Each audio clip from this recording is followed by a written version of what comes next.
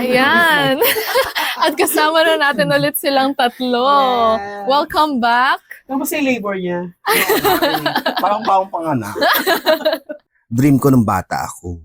Sana maging sekretarya ako, ganyan. Ang pinaka-inspiration ko nun yung tito kong Bex din, na nag-a-abroad. Sekretarya siya. So sabi ko, ay pwede pala yun, no? Bex na nagsisekretary. Sabi ko, parang bet ko din yan.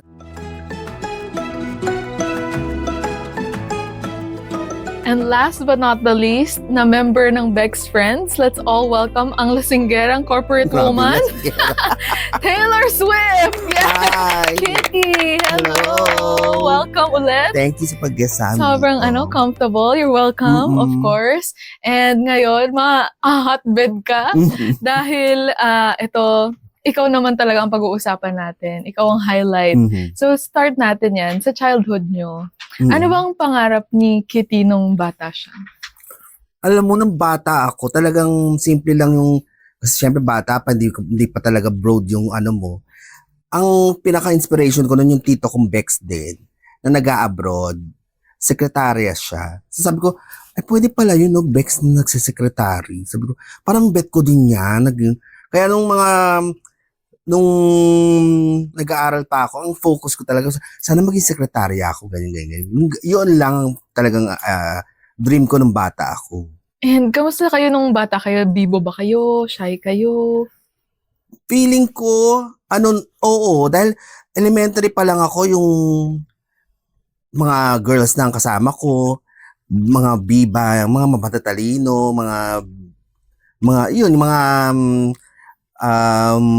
matatalinas ng elementary, mga babae.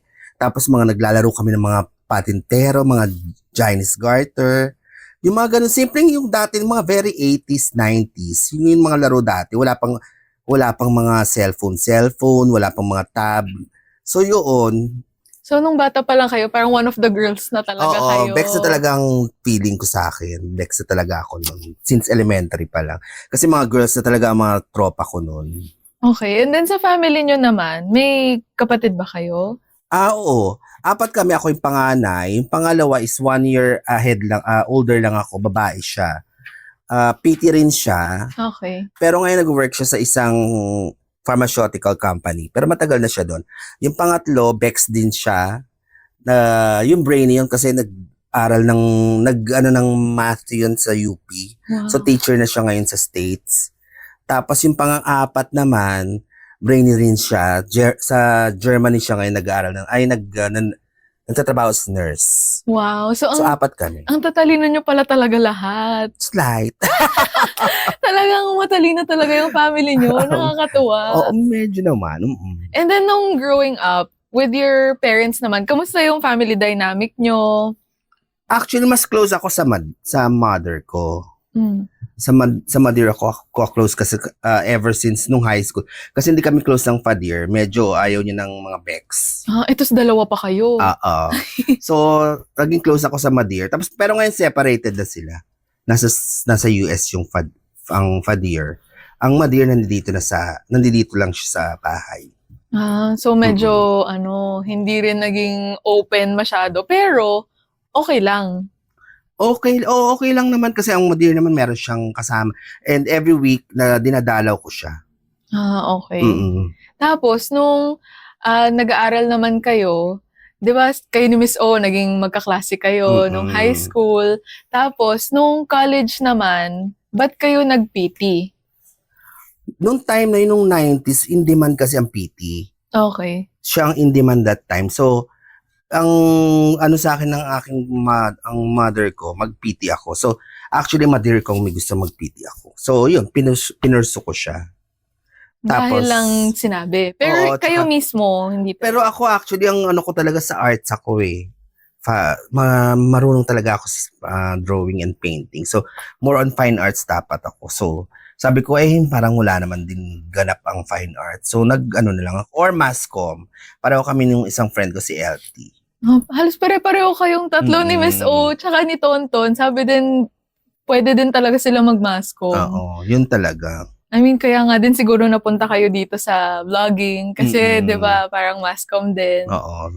And then, so, nung nagpipiti kayo, nung nag-aaral ba kayo, kamusta yung experience? Nagustuhan nyo rin ba?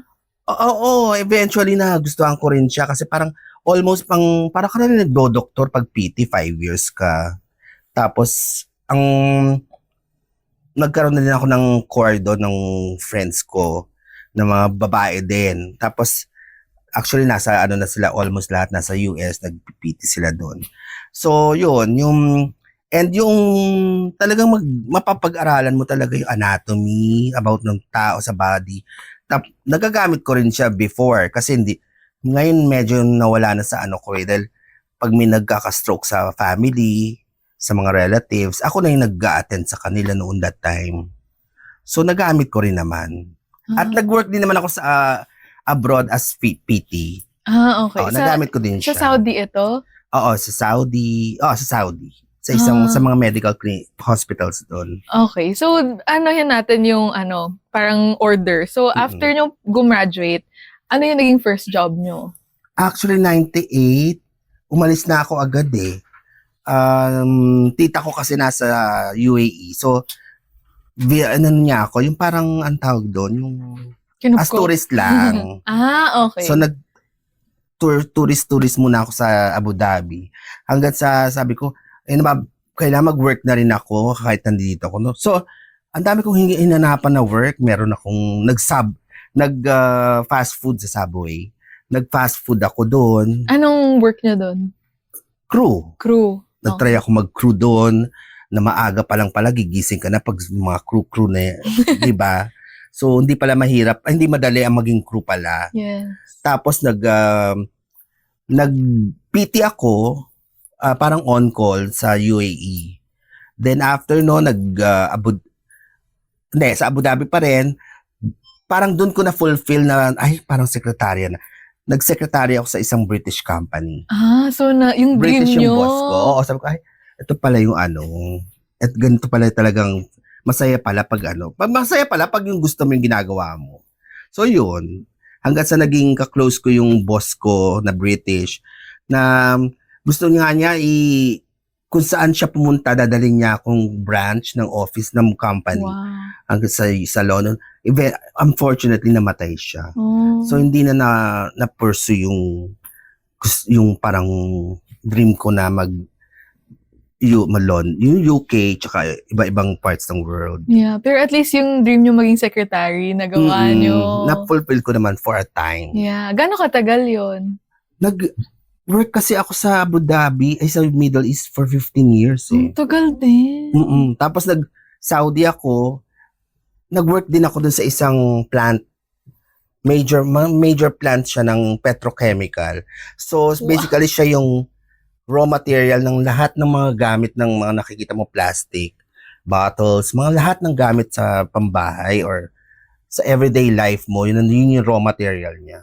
Very pang matalino naman yung work na. Ano yung trabaho nyo doon? Parang executive assistant. Doon din talaga parang naging secretary ako doon. Sa mga Arabs naman siya. Tapos, paano kayo nakabalik dito sa Pilipinas? Parang nagsawa na ako din ng work for 15 years. Okay. Tapos medyo nagkakaproblema na ako dun sa mga visa. And eventually kasi parang nagkakaroon na sila ng Saudization. Ibig sabihin nun, puro Saudi na ang kinukuha nila. So yung mga expats kailangan nang mag-exit. So kailangan ko na rin siguro kung umalis. Umalis na ako noong parang 2013. Okay. Yes. Hanggang sa nagstay ako kay Vice muna. Doon muna ako nagstay sa kanya. Nag-a-assist muna ako sa kanya that time. And then yun, doon na nag-start. Paano kayo nag-a-assist nun? Pag sa mga niya pupunta, mag-assist ako sa bahay actually, more on bahay kami. Okay. So kami ang nung bahay. Kami ni Orly before, magkasama kami sa bahay. Kami ang titingin ng yung mga operation sa bahay, kami ng mga bills, ako nag-compute. Parang secretary din. Oo, ganun pa din. Parang PA niya ako sa house. Okay. Yun. Tapos, sabi ko parang nakikita niya ni Vice parang gusto ko na mag-work talaga ng Kasi, syempre, for the love lang ginagawa ko kay Vice doon dahil friend ko siya. Yeah. Tapos, hanggang sa nagbuo sila ng company ng cosmetics, pinasok niya na ako doon sa cosmetics. Yeah. That was 2018. Okay. Ang tagal din. So, 2013 to 2018. Oo, ang tagal ako wala talagang gawa. Wow. So, Mm-mm. parang natenga talaga kayo. Paano kayo? Nag-reach out ba kayo kay Vice na parang gusto nyo, pwede ba akong tumira dyan sa'yo? Actually, siya nag-offer nun. Okay. Kasi gusto niya talaga mga friends ang kasama niya sa house. Oo. Until now, kaso sabi ko may nire-rent ako eh. Tsaka ang madear ko, pinupunta-puntahan ko din. Okay. So yung dalawang friends namin ang kasama niya ngayon. And then, so 2018 nag-start yung pagiging Oo, purchasing naman officer. ako doon. Pwede pa explain din sa ating dreamers kung ano naman ang ginagawa niyo doon? Ang purchasing naman, ako yung nagpa-procure ng mga gamit sa mga, kung makikita niyo yung mga kiosk and stores, ako yung mag-source out ng suppliers doon sa mga stores. Nationwide yun Wow. So, yung mga need na materials. Sa stores lang hindi yung product. I mean like yung alcohol sa store, cotton buds, yung mga acrylics, mga ganun. Okay. Tapos lahat ng branch. So, parang may contact kayo sa lahat ng Actually, branch naka-channel siya sa supervisor at saka yung manager ng sales Okay. ng stores. So, sa kanila ko lahat inaano yun. Pinapasa Hindi niyo naman na. individual store ang ano ko. Okay. So, kayo po nag-order, ganyan, ng mga Nag-o-order materials ng na mga needed. Mm-mm. Tapos, kayo din naglilista, ano ba yung kailangan? Kung ano yung, may inventory yan every month. Pag kulang na, sasabihan na nila ako, yung mga ganon. Corporate girly talaga. Very corporate. Yes. Tapos, naman yun, kadalas kayo pumapasok? 5 5 days a week. 5. Monday Okay. to Friday. So talagang regular job. Tapos yung oras nyo din? Oras is, flexible kami. Okay. Either 7 to 4, 8 to 5, gano'n. Tapos nung nandun kayo, nagvo-vlog na rin kayo nun? Oo, midway, nagvlog na ako nun. Nung nandun kami na. Okay. So parang nung start, dun pa lang sa Vice, tas sa gitna nun, nag-vlog kayo ng Bex Friends. Oo, tama. Kasi wala pang pandemic, sa Vice. Tama. Okay. And then, kamusta naman yun? Nung in-offeran kayo na, mag-vlog na rin kayo. Actually, sabi ko naman, kaya naman siguro nung sked kasi pang umaga naman yung work sa office. So, talaga lang kami ng mga skeds namin. Nagbibigayan kami ng skeds. So, pwede ako sa gabi, Saturday, Sunday, or pag may holiday, mga ganon. Ang hirap pala kasi yung schedule nyo, morning till afternoon. Tapos si Miss O, gabi naman. Medyo mahirap. Kailangan pag tugmain namin, connect namin yung skeds namin. True. So parang nyo lang, 5 to 8. Yun lang yung oras. Tapos most likely talaga Saturday, Sunday lang kami pwede. Yeah. Ganon. Grabe din na pag-aano nyo. Na Pero kung kailangan nagagawa. talaga, mag-leave ako. Kasi maintindihan din naman since support kayo. Support naman. Ayun. So, nung after nun, so nagba-vlog kayo, kamusta naman yung pag-handle nga ng everything? Na kukuha naman ng scheduling nga. Yeah. Tapos yun, magli-leave sila. Kung kailangan sila mag-leave. Kung kailangan ako magli-leave. Tsaka for someone na hindi kayo nagpa-perform talaga, 'di ba? Hindi kayo humaharap naman sa camera. Anong nararamdaman niyo noon na parang gagawin niyo ba 'to or gusto niyo rin talaga? Actually, wala talaga sa isip ko na mag-vlog ng ganun kasi hindi naman ako nagsasalita. Hindi naman ako sanay sa camera. So, sabi naman nila, Chad, subukan mo na yan, try mo, matututunan mo. So sabi ko, sige, try ko. Na-try ko naman na siya. And okay naman siya. Nagustuhan niyo din naman. Kasi madami ka na pupuntahang lugar. Marami ka na meet na tao. True. Pupunta ka sa mga palengke, mga gano'n. Tapos yung relationship nyo nga din, nag-grow pa. Kasi nga kayo ni Miss O, ang tagal nyo na magkakilala. Kami ni Orly talaga matagal na magkakilala. Yes. Bata pa kami. Ang dami nyo ng mga natutupad na pangarap. Ganyan. Ano pa bang mga goals nyo na gusto nyo pong makamit? Siguro ako yung sariling bahay. Kasi wala akong sariling bahay. Meron kaming sariling bahay sa family, sa Caloocan nga. Pero yung sa akin mismo, wala pa. Kotse, ayoko naman magkakotse dahil umiinom nga ako, hindi ko na magagamit ang kotse. Ano na lang kayo, passenger princess. Oo. Ganon. Okay na sa akin mag-grab kaysa Oo. mag-drink and drive. Oo Hindi nga. pwede yun. Good naman yon na ano, Diba? hindi pinupush. Mm-mm. Pero pare-pareho kayo ng pangarap. Kayong tatlo, house talaga. House. So, Tsaka yung cute. gusto ko, mahilig ako mag-travel eh. okay. Gusto ko mag-travel. Siguro yun, yung gusto ko din yun, yung mag-travel ng around the world. Yung mga ganun. Tsaka ano naman, parang sa family nyo naman, hindi naman kayo breadwinner. Kasi parang lahat naman may Hindi work. naman. Oo, kasi lahat naman sila may work. Nasa abroad naman sila.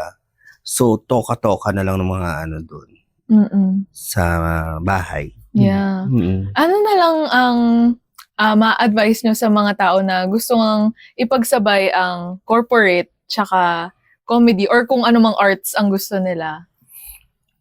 Actually, walang problema yan kung ano talaga yung gusto nyong gawin. As long as gusto nyong gawin and nasa puso nyo, pwede nyong gawin yan kahit na dalawa pagsabayin nyo. Kaya nyo yan. Kasi ako, who would think na mapapasok ko ang vlogging. So, kung kaya ko, kaya nyo rin yan. Yeah. Mga ganon. Mm-mm. At saka nasa scheduling naman din yan talaga. Kung ano yung kaya mong pagsabayin yan, pwede yon, go. Just, ngayon lang talaga na wala na ako sa Vice. Nag-focus na talaga ako sa vlogging.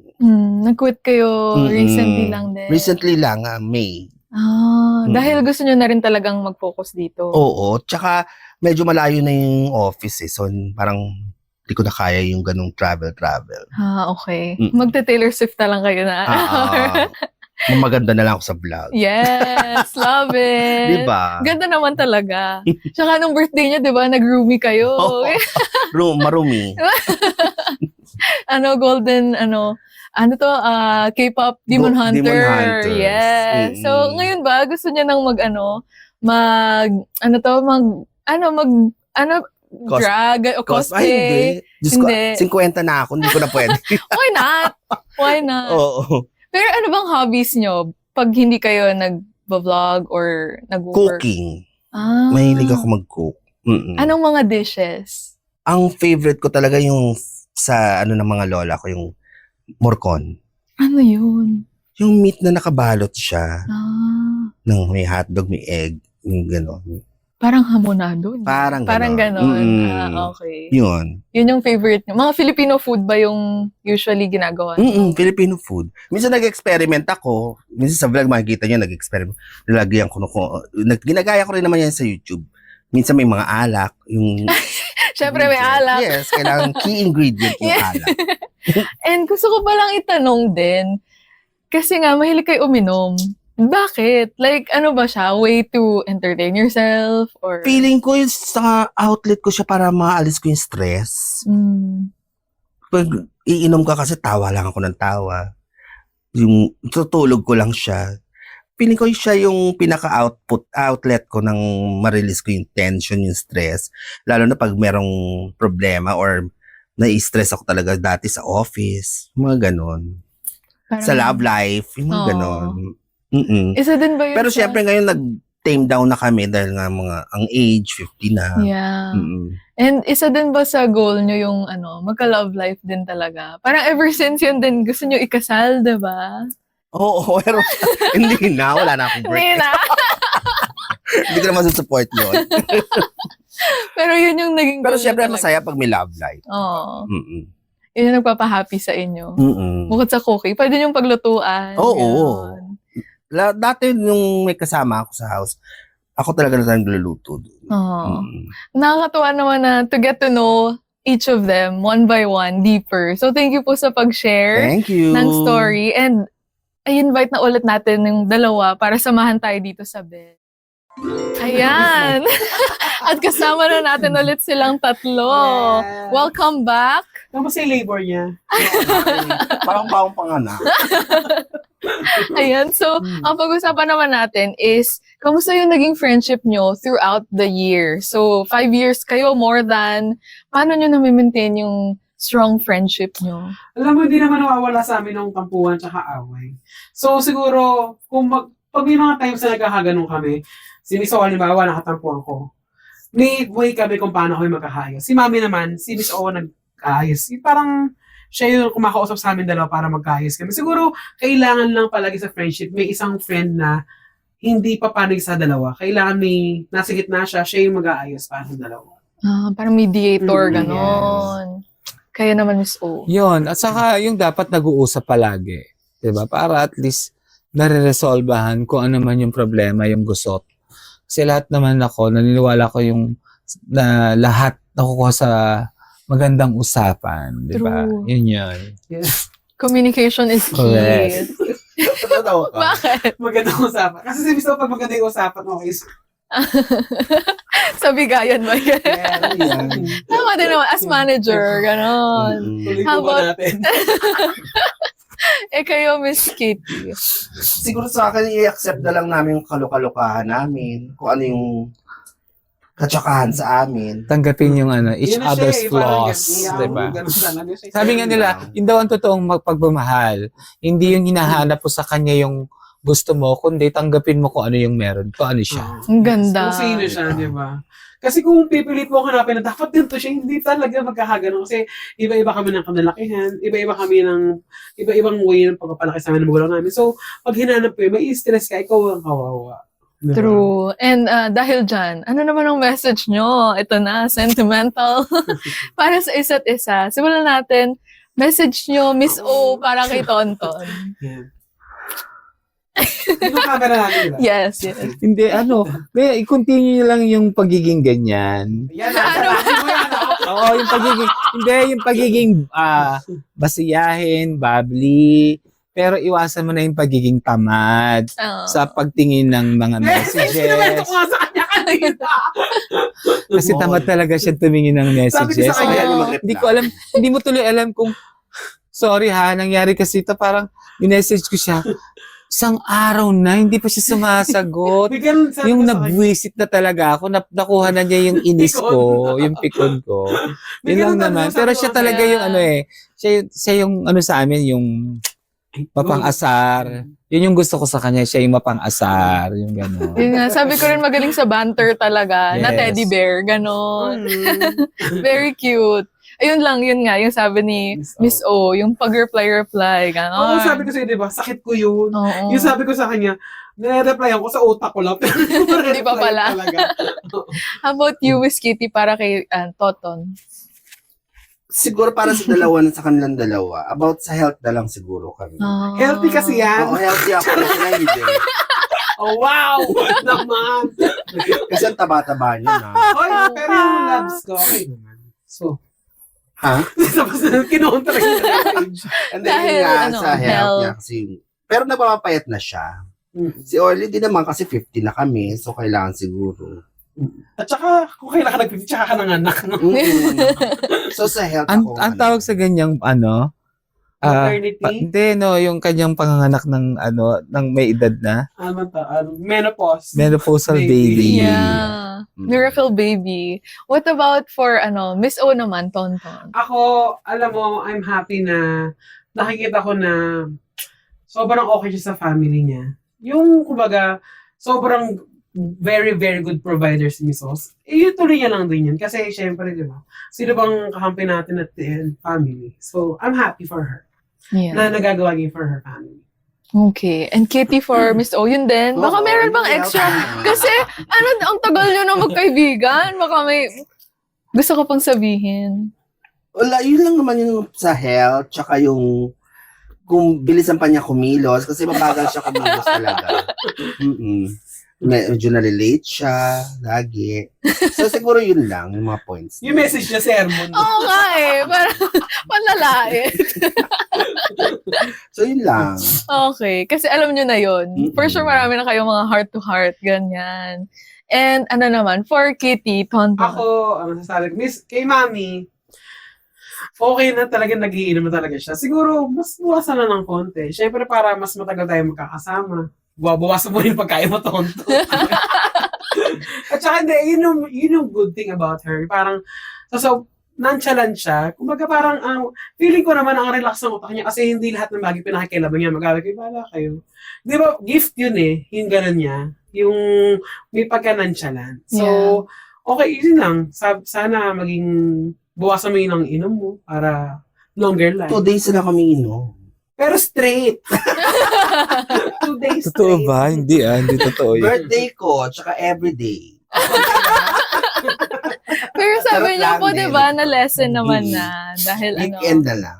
Sauce. Kaya pa nakahanap ka na kainom. Miss O naman. Ako naman ang message ko kay Kitty, no? Kasi nakapag-message na ako kay Tonto. Ganun din, siguro bawas-bawasan niya na yung pag-inom. Kasi nga, we're not getting any younger, sabi nga nila. Saka sana matagpuan na nating dalawa yung love na talagang magpapatibok at magbibigay sa atin ng forever. Yes. Diba? Malay mo sa Bicol, meron yan, di ba? Hi, sir! Oo nga pala, si Sir Norby. Oo, kasi di ba dumadayo pa ng Bicol. Yeah, ang writer natin, teacher nila before ni Miss O and Yes. Katie. Gumaling ang aming Pilipino sa kanya. Yes. Yes. Lumalim ang aming Pakikibaka! bikang Ayan, lastly naman, ano naman ma-advise nyo to our dreamers? Kasi yung vlog nyo, di ba, pampahappy siya, ganon. So, ano masasabi nyo on how to see the brighter side of life? Tong. Alam mo, may gusto ako sinabi si Celine din. Sabi niya, hold on to yourself. Kasi you can have many dreams, pero hindi lahat yun matutupad. So, parang panghawa kami sa sarili. Oh, Always. laban lang. Yes. Miss O. Ako naman, ang maano ko lang lagi is, sabi nga nila, lagi mong ilalagay sa buhay mo yung sa sentro si God para lahat magiging okay. Kasi kung walang guidance si God at hindi rin naman, syempre lahat ng blessing ni Lord, di ba? Kumbaga, hindi natin hawak lahat kung anong mangyayari. Kumbaga, it's God's will. At naniniwala ako na lahat ng gusto ni Lord mangyayari. Basta, lahat ng gusto mo mangyayari, basta okay kay Lord. Alam mo yun, nasa tamang plano niya. In God's perfect timing. Yes. Si Miss O talaga yung madasalin sa amin. Oh. After nun, mamatay na. Pero at least Mahiling nagdadasal magpamassage. ako. Oo. lang. Why not? Tsaka, yun ba yung dahilan? But then, laging may Bible verse sa dulo ng Siya vlogs. yun. Siya, ako Siya yung yun. nakapag-isip. Oo, na. siya yun. Yes. Oh. And lastly, Kitty. Dreams. Diba? Actually, dapat talaga mag-dream lang. Kasi kung wala kang dream, wala mangyayari sa'yo. Yes. So, kailangan mag-dream ka talaga. Pero ang point doon is kung paano mo ma-materialize yung dream Mafulfill. mo. Fulfill. May isa kasabihan nga, di ba? Aim high and reach for the sky because if you fall on the treetops. Love it. Ganon. Ganda. Wise words from Beck's friends. Thank you so much po sa pagsama sa atin dito. Sa contest ng 1990s. Nagamit pa ulit, di ba? Na-recycle. Why not? Thank you so much for joining us dito sa Pillow Talk, Beck's friends. Thank you. Thank you and good night to our dreamers. Good night. Good night, dreamers. Next Tulog na naman. tayo. Sweet dreams. Sweet Bye, Lord. dreams. Baby ko. Ay!